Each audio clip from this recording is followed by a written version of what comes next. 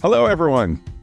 Today's episode features a close and dear friend of mine, Roy, that I've known for nearly 22 years. We are former colleagues, and our careers went in separate directions in 2007 as we both met our wives and we went on our separate ways professionally. Roy has traveled the globe launching and creating growth strategies for some of the world's leading beverage brands. He has seen success on many levels and has had to dance around many boardrooms. But something happened when his professional journey started to conflict with his personal journey. It's not ironic that our paths have united again, not professionally, but in our desire to be better for our families and pursuing entrepreneurship in a way that helps humans thrive. His story is why Own Your 5 to 9 exists. It's to show and inspire others that have reached a place of unfulfillment in a career that there is a better or a different way to move forward. I'm proud of Roy because he's been to the top of the ladder, but he decided to make a brave decision to burn it all down for the health of his family. After this break, we'll be right back to hear Roy's burning ladder.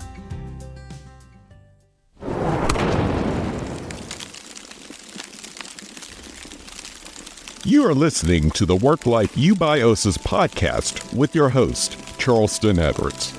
If this is your first time here, welcome. My goal is simple, to bring harmony and balance to this world, starting with the family. There is so much more to life than the 9 to 5, and this show is designed to bring you inspiration, motivation, and practical solutions to bring balance and joy back to your life. Work-life balance is not a myth, it's a choice. Themes on this show range widely between faith, family rhythms, work, and lifestyle philosophies. You will also hear burning ladder essays submitted by our community of friends and listeners who ditched the rat race, beat burnout to pursue a more balanced and purposeful life. My hope is that this show and the stories shared will provide encouragement, motivation, and will provide some ideas that will be valuable to you on your journey to work-life freedom. So let's dive into today's episode. Dear listener, I don't know if any story is normal. I am sure all of us have similar and different experiences. I feel like my situation was unique in that I loved where I worked and I felt that the company was doing its best. However, I also struggled with an ongoing feeling of unfulfillment. For me, I think it was ultimately the value equation of how I was using my time versus what I was generating from my energies being used. My roles in strategy, global brand management, and global innovation was intellectually stimulating, and the perks along with the compensation was hard to walk away from. But the reality of putting so much time and effort into something that ultimately does not make anyone's life better, except for the shareholders, left me empty.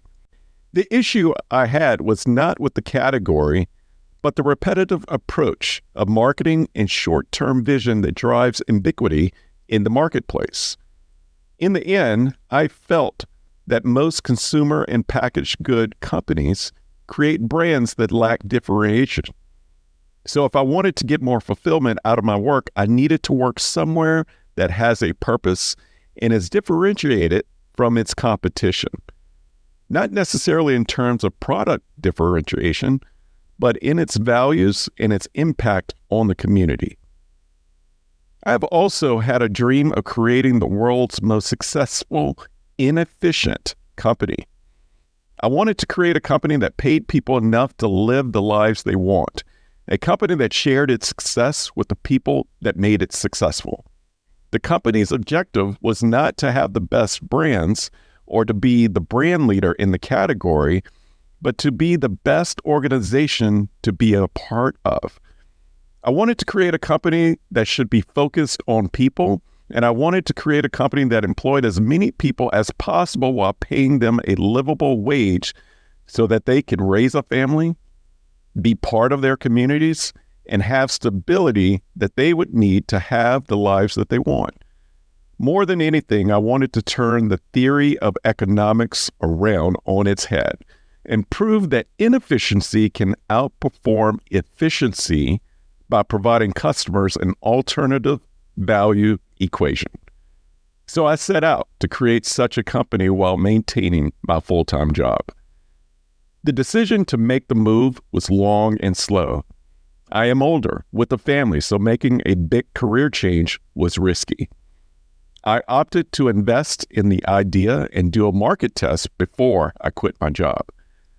Unfortunately, timing was a bit bad as COVID shut down the market and increased the challenges to introduce a new company that was going to focus on bars and restaurants.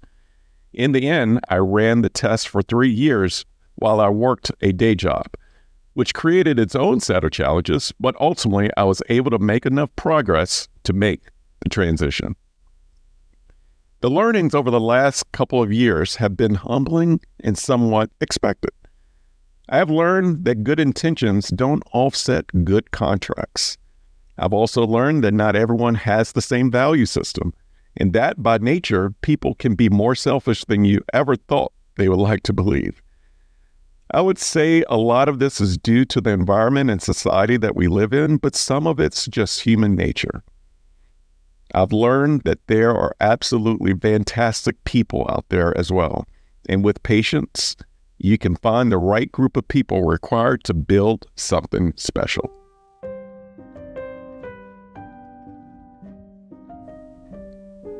I didn't really go through burnout at my previous job. It was more of a lack of motivation.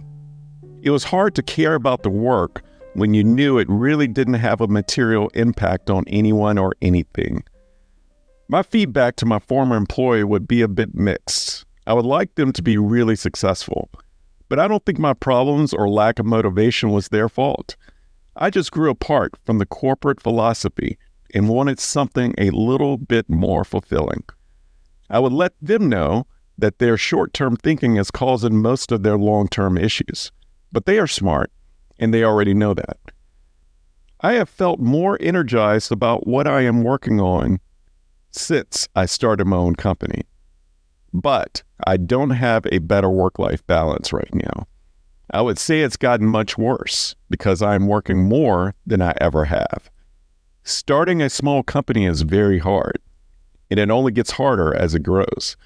This is something people need to consider when becoming an entrepreneur or being self-employed. You gain a lot of freedom, but you give up stability, which could be overwhelming for some people. As far as my family life, I think it's about the same.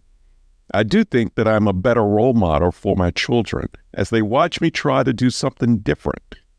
I wanted to demonstrate to them that people have options and that it's okay to find a path that is right for you. For me, my ultimate goal is for my children to be able to grow up and be comfortable making decisions that they need to make in order to get the life and lifestyle that they desire. As far as what's next, it's continuing to build out my company, but in a way that allows me to have more balance. The core idea is working out, and there is an audience and a commercial opportunity out there. I just need to figure out how to scale the business in a way that allows me to live the life that I desire. Sincerely, Roy. We're going to take a brief break and come back after this message with some applications. This episode is brought to you by Own Your 5 to 9, an organization committed to freeing families of the rat race and burnout. Every organization has a leader, mission, and a set of values that drives the organization. But this is commonly missed in the most important organization in the world, the family. An organization has one mission for how it will impact the world. Why not the family? An organization goes into strategic planning routinely to align its values, mission, and projects. Why not the family? Whose Home, a strategic planning guide for families, is a workbook and a tool needed in all households. Whose Home takes a strategic planning approach with 10 guided exercises to define your core family values, family mission, and tools to operationalize how your family does life together. If your family is facing a big decision, whose home is for you? If you're considering a career pivot, whose home is also for you? If you desire more intentionality and harmony in your home, whose home is for you? Create a healthy culture, not a hustle culture, at home. Visit ownyour5to9.com to claim your copy today.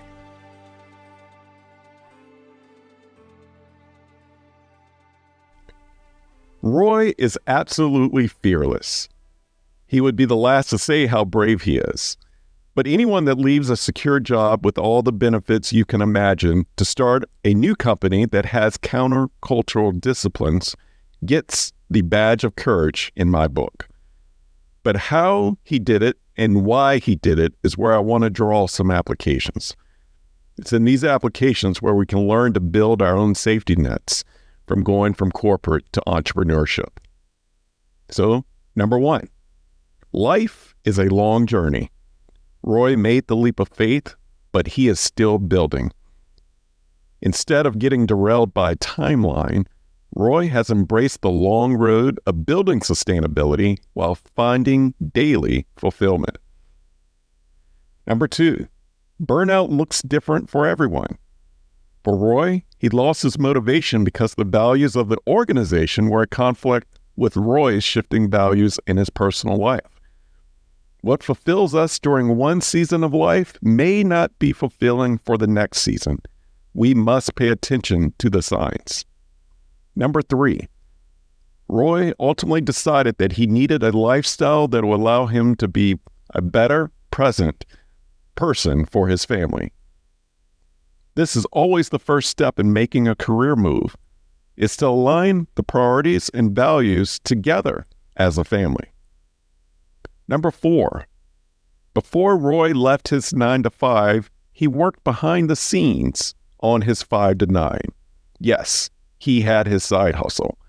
He built it uniquely, utilizing the dream of circulating in his head of launching a company that its employees can have a piece of. Roy found his new purpose in life and didn't let the passion sizzle out. Number five, Roy's values circulates around family and freedom. His act of burning the corporate ladder to pursue personal endeavors that were unique to him in his midlife is symbolic of values that he wants for his children. Instead of punching the clock for something that was sucking his soul dry, he put his character on display as a symbol for his growing children. And lastly, number six, Roy acknowledged that balance is still problematic for him. This is okay, because part of solving a problem is first acknowledging that there is a problem. Because I know Roy, I can confidently say that his heart is always thinking about home, and the steps he has been taking for the last few years is already leading him to a place to put his home first. Roy loves his family, and he will always go to the ends of the earth to make sure his family is happy, secure, provided for, and loved. We can all learn from this level of determination, courage, and grit. Until next time, be well. Thank you for listening to the Work Life You by OSAS podcast, part of the Work Life resources created by Own Your 5-to-9. I hope that you have found encouragement and a few ideas to strengthen your journey to purpose, freedom, and balance. Have you overcome burnout and found a new way of life? Millions around the globe are still at the risk of burnout and losing it all, and your story may be the one that sparks not only a dream, but action. Visit ownyour5to9.com for more information and to submit your story. While you're there, join the Work Life You by OSAS newsletter and receive additional resources weekly right to your inbox. If you enjoy this podcast, take time to subscribe, rate, and leave a review. Share it with a friend or a loved one. Remember, the most important organization in the world is the family. Let's do our part to strengthen it. Thank you for listening.